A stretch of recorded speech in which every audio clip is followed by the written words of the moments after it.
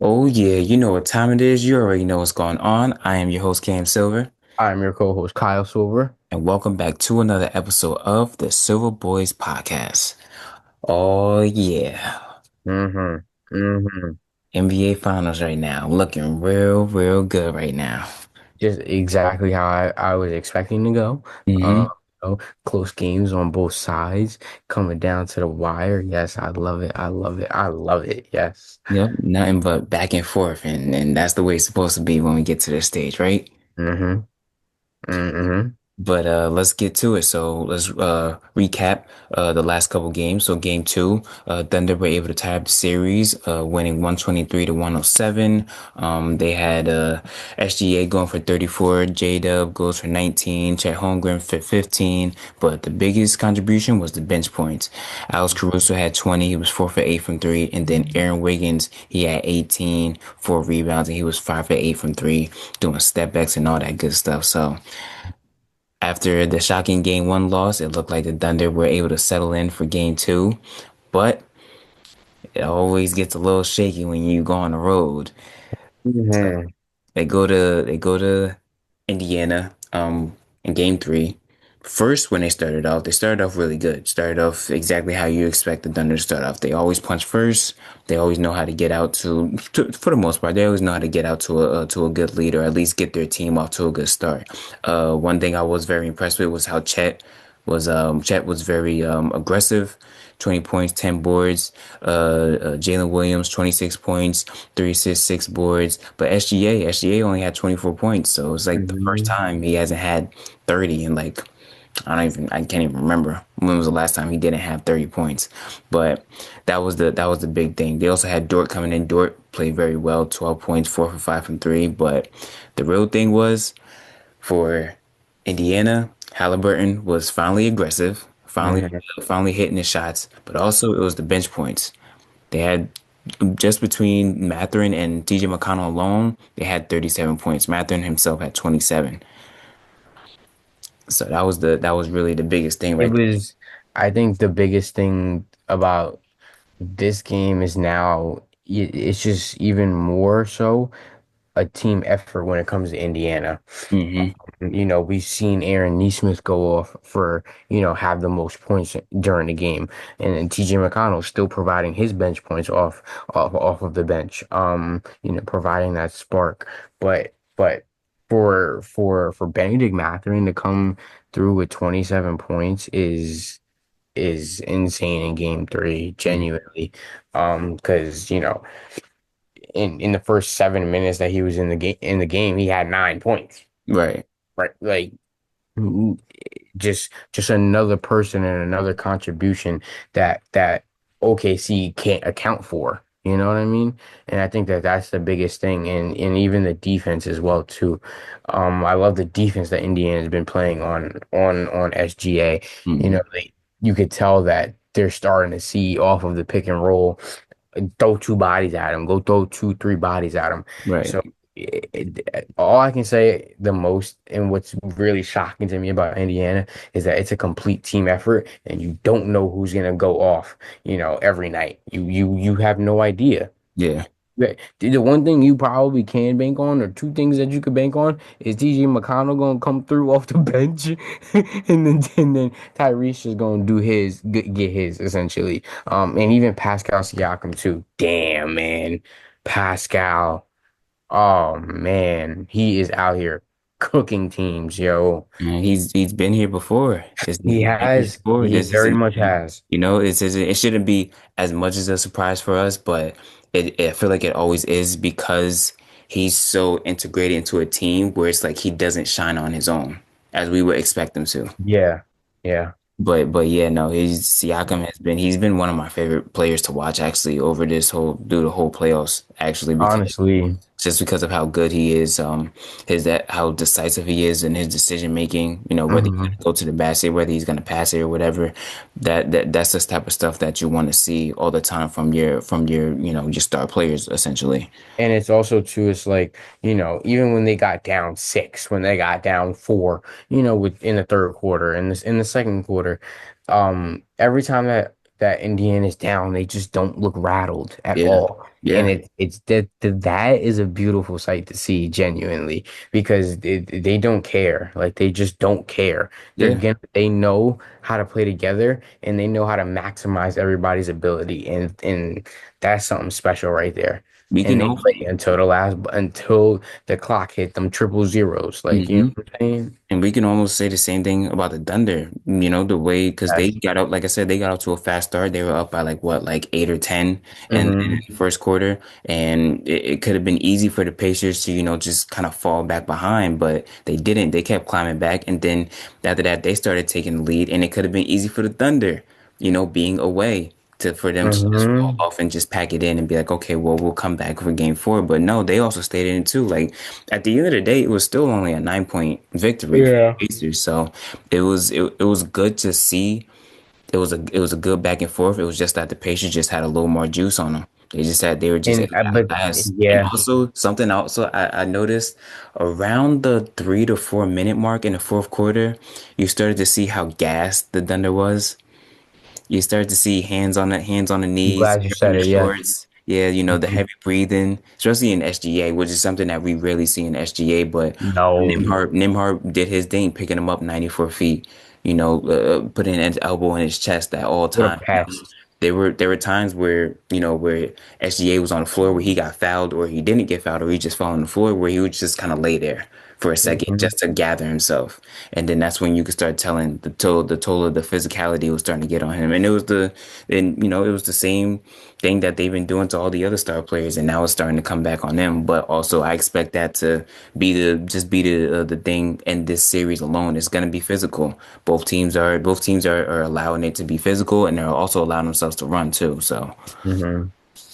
The thing is also, just even previewing game four, um, I, man, if OKC don't win, doesn't win game four, and they don't tie this 2-2, it's if a they go wrap. down 3-1, oh man, A wrap. it's Yeah, a it's not wrap. even. It's Not it's even done. You're enough for done. debate. You're done. It's not even up for debate. No, it's a wrap. So they know the urgency that they have to come in with. They just have to keep fighting for the whole 48 minutes. Like you said, they don't It's stop until there's triple zeros on the clock.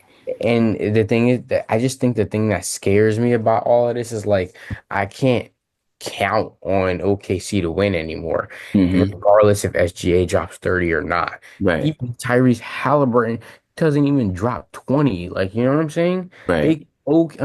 Indiana can still win.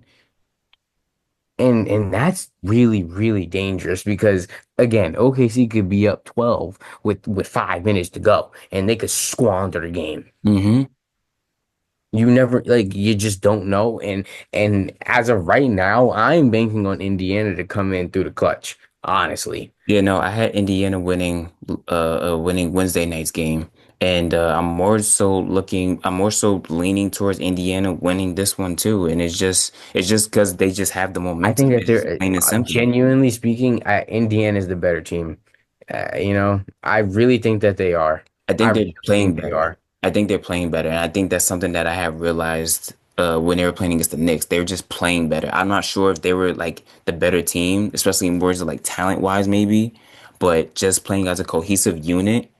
Yeah. They're better. As a cohesive unit, they're better. I don't think I talent mean, but think wise, about it's a it. little different. Benedict Mathurin could be a starter on a lot of different teams. He's Yeah, come and that's something back. that I had said. I want Yeah. it was a couple episodes ago. That was something Yeah. I had said before. Like he could start almost anywhere if you drop him in a free agent bucket. Mm-hmm.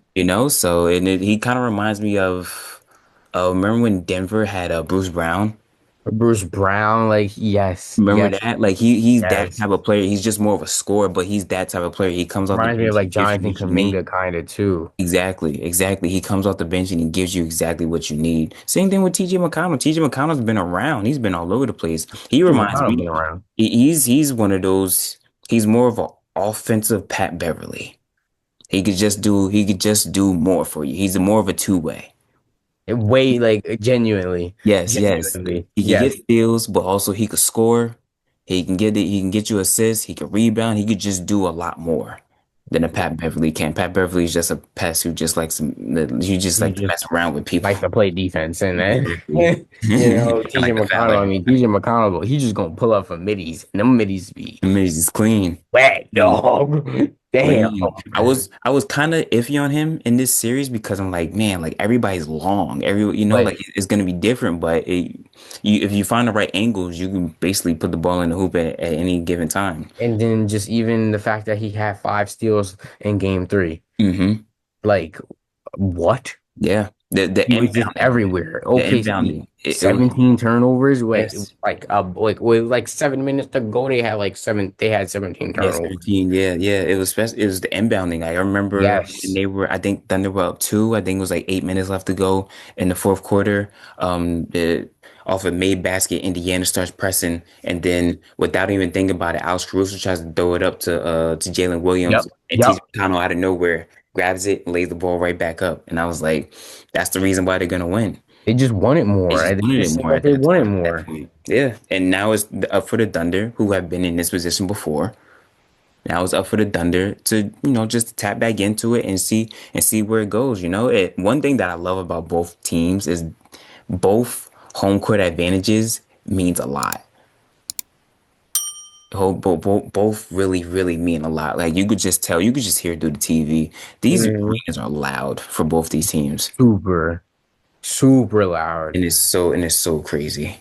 They're each fan base is so bought in. Mm-hmm. I love the all yellow versus like the all blue All or the all blue. white Mm-hmm. for OKC. Like that is that when I see NBA finals, like that's what I want to see. You know Yes. what I mean? I love that. I love it. I love it. I love it. I can't say it anymore. Like I love it. Um, Indiana really has surprised me though, Cam. They really have. I Yeah. really thought OKC would be a better fit, better matched up. But I just think that, the amount of bodies that Indiana has and whoever can and there's 6 different guys that could take over and Yeah.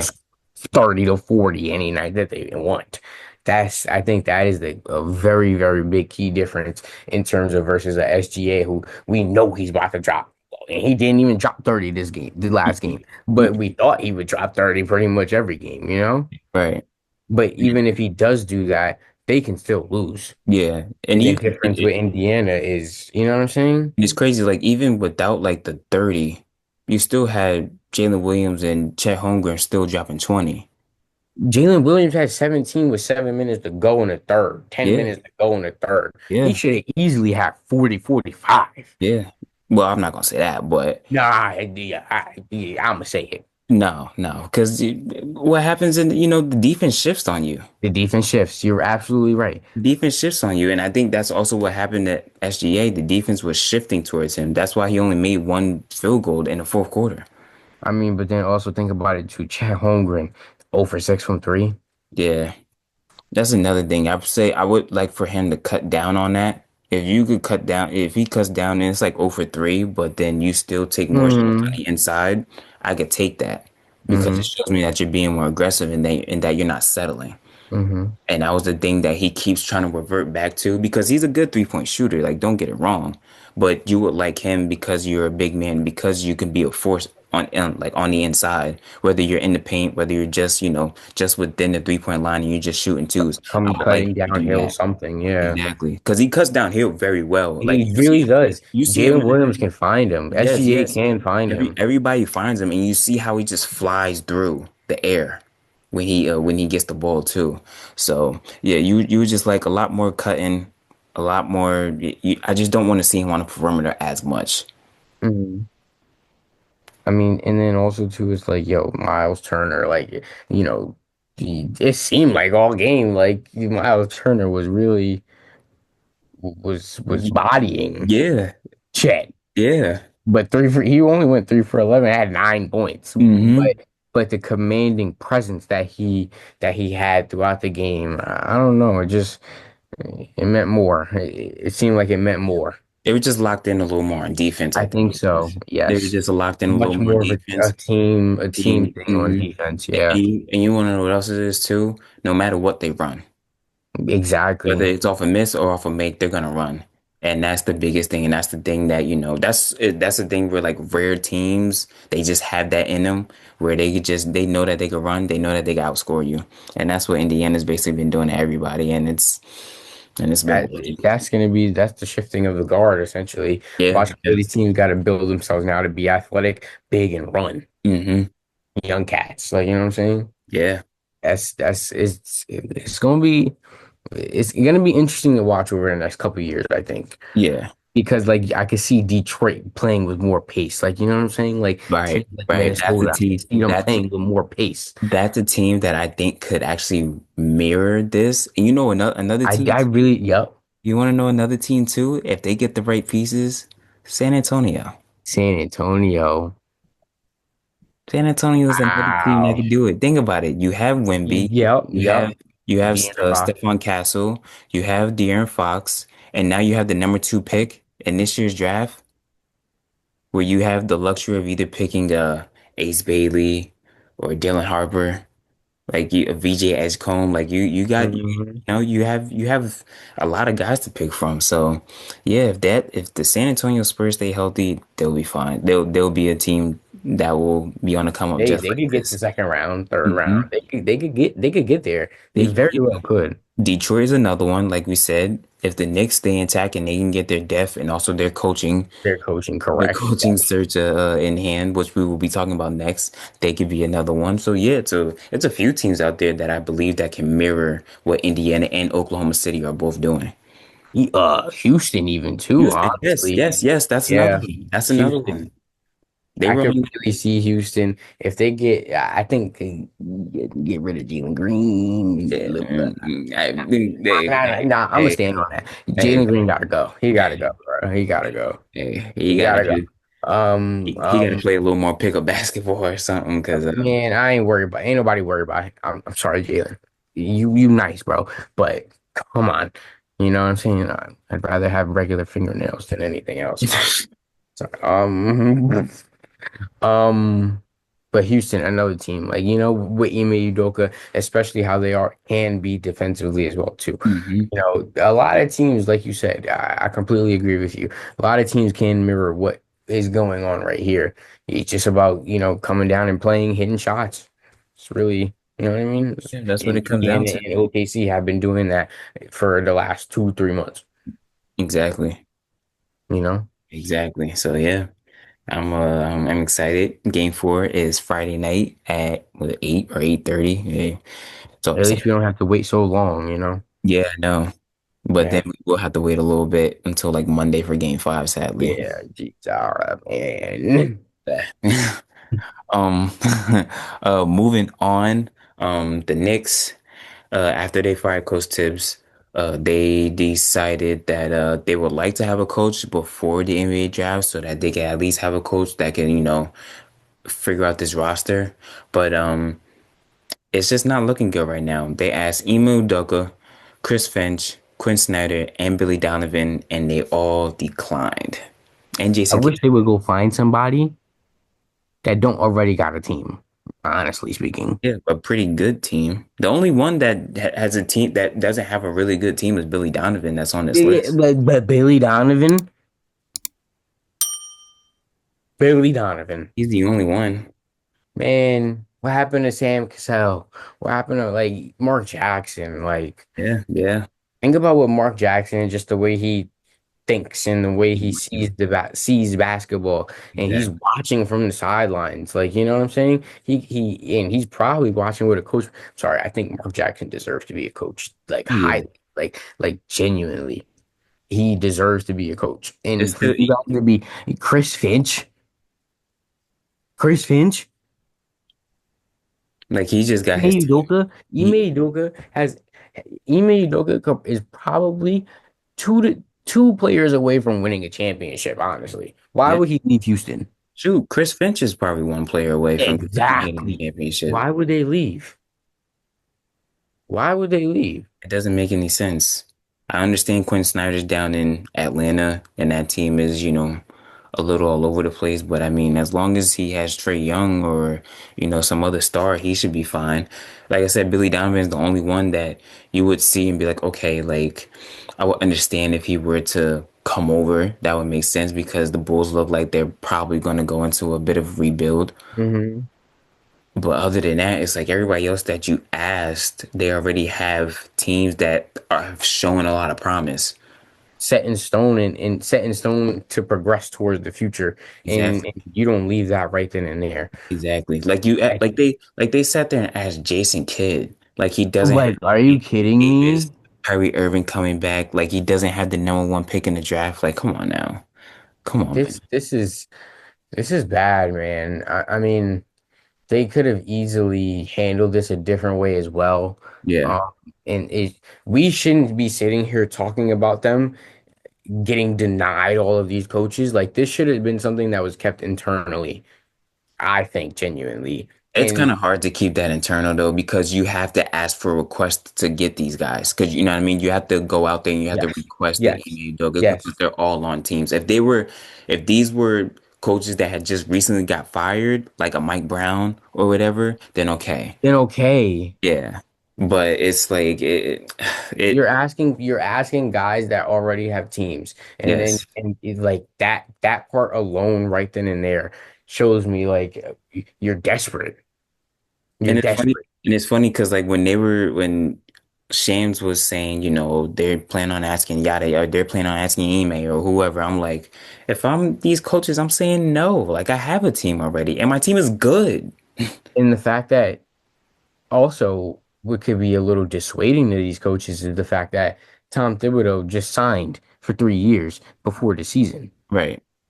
And then he made it to the Eastern Conference Finals and then he got fired. Then he got fired. Right.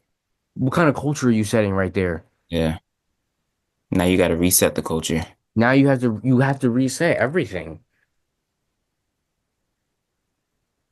And you can't even do that because you can't find a coach. You got rid of your coach too early. As much as like, you know what I'm saying, we used to hound Thibs about only playing five guys. I would rather have him playing five guys than have no coach right now. Yeah.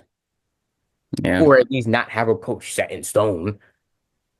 You Or at quit least your have job, you quit your job and then now you don't have a job and you can't find one. That's what it feels like. or at least, you know, at least just have actual guys in mind that you know where you're like you have at least two to three guys where it's like, okay, we know like we could fit any one of these guys and they'll be into this organization and we'll be back up and running like it you know like we never left.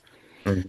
But right now it's just one of those things where it's kind of like Mike Brown, man. Mike Brown would be he's another one that I like a lot. I'd be help. The way Yep. he was able to turn around, you know, Sacramento. Sacramento. You know, you're coming into a team that is basically already good. Like we said, the only thing you need to add is depth.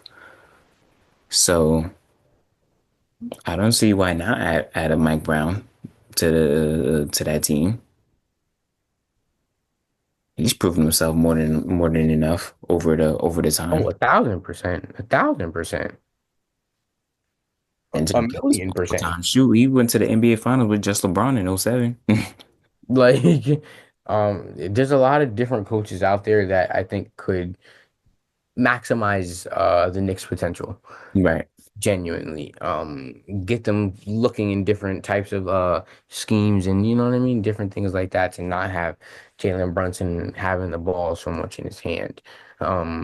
But I mean that's also just their identity. It's Jalen Brunson and the rest of the boys.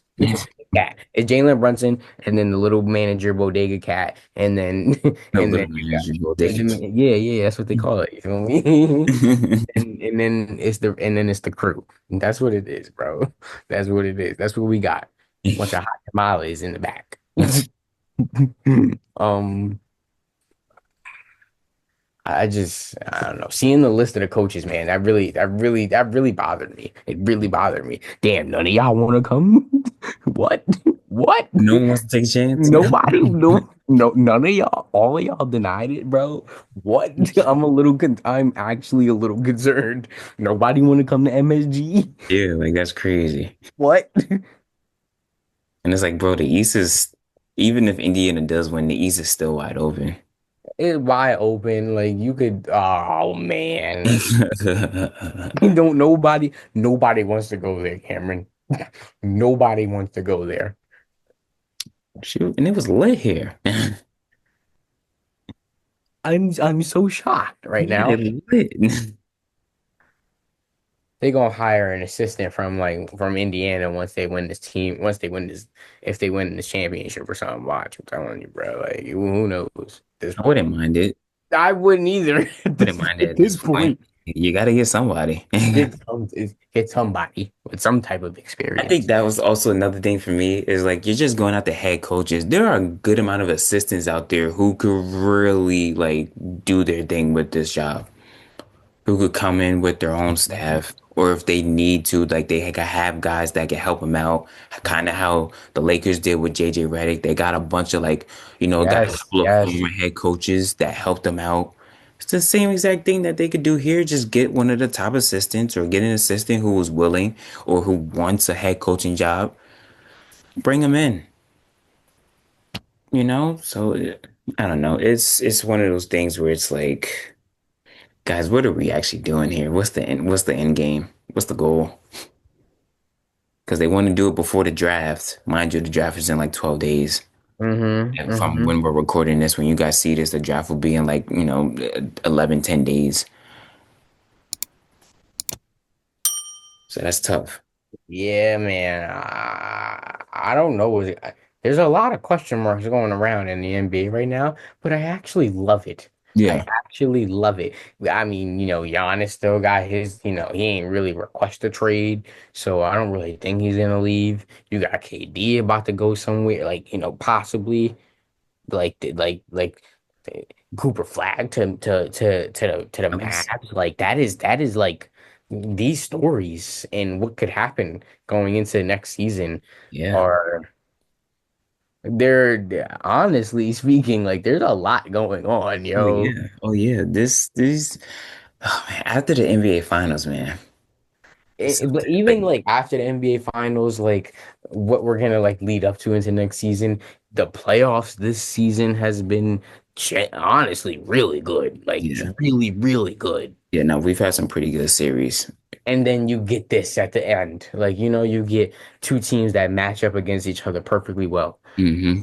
Ooh, ooh. NBA is, Yeah, man. The only thing they have to do better is just promoting these yeah, games, broadcasting yeah, on, the channel, like the ESPNs and all that good stuff, and the production. aesthetically stuff, Yeah. aesthetic stuff. Yeah, Aesthetic, yeah, yeah. aesthetically pleasing. That's what if they I don't know who is running things over there for the NBA, but if they just take a look at X right now, aka Twitter or whatever, you could see everything that all the fans are requesting. Hmm. They want the decals back of the NBA Finals trophy on the court somehow, some way. They trying to put it there digitally. Nah, yeah, yeah. I seen that. I was like, It was the here, yo. yeah, here. Bam. Keep asking Take it. Just for take it. it. But yeah, no, if it's just minor tweaks that they have to make as the NBA wise, and you never know what's gonna happen, especially with NBC coming back to the NBA. That's pretty big. Yeah. Michael Jordan will be as a contributing commentator. That's gonna be That's crazy. gonna be hearing Michael. I'm gonna listen with my AirPod in my ear just on purpose, yo, Yes. just so I could really feel So you like can he's really, right yes, there. yes. He's gonna be right there. Michael I'm Jeffrey Jordan. gonna have the TV turn on to like 100. Mike's talking, everybody I'm shut like, up. Mike, go in the game and do a fadeaway for me, please, please, please. Go do that for me, please. Come on, bro. Come on, bro. Come on, bro. You got it. Yeah. I'm gonna be begging and pleading, Cam. I've never seen you take a shot, Mike. I was like 5 when he retired, so like I've I seen wasn't stuff. born. I know you didn't have that. You didn't have the I wasn't pleasure. born. You didn't have the pleasure. Yo, I mean, I just NBA is in a good spot. I really think it is, Yeah, I it'll kind be of good. like the fact that like there's a lot of different teams vying for that title spot and it could go either way. It could go in a lot of different teams directions. A lot of different teams have their own path, have their own journey. Yep. Um, always a little bit of luck required. and Oh, a little bit of voodoo magic as far as I'm concerned with Indiana. You feel me? yeah. Oh, they've waited very long for an NBA title, and they gonna use whatever they can So this was their first NBA Finals game, Game Three, in in that 25 in years. 25 years. Yeah, That's crazy, man. Man, gotta love it, man. You gotta love it. I love stuff like that. I love stuff like that. But that's our episode for this week. I hope you all enjoyed just as much as we did. Come back to us next week, and who knows, we might be wrapping this thing up, or we might be talking about a potential game 6, game 7, or whatever may have you. So, till then, I'm your host Cam Silver, I'm your host, Kyle Silver. and this is the Silver Boys. Thank you.